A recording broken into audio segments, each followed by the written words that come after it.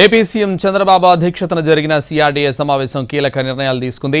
ఇందులో గత విధానం మేరకు 8,352.69 చదరపు కిలోమీటర్ల పరిధిలో సిఆర్డీఏ ఉండేలా నిర్ణయం తీసుకున్నారు. కోర్ క్యాపిటల్ ఏరియాను తిరిగి 217 చదరపు కిలోమీటర్లు ఉంచాలని నిర్ణయించారు. పల్నాడు, బాపట్ల అథారిటీలు కూడా ఉంటాయని క్లారిటీ ఇచ్చారు.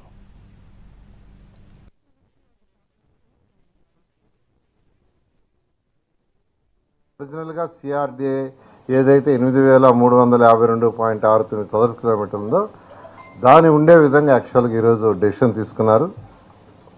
దీన్ని తీసుకోవటం వల్ల పల్నాడు, బాపట్ల అథారిటీస్ కూడా ఉంటాయి. అంటే దీంట్లో ఎక్కువ భాగం తీసేసి పల్నాడు, బాపట్ల అథారిటీస్ చేశారు.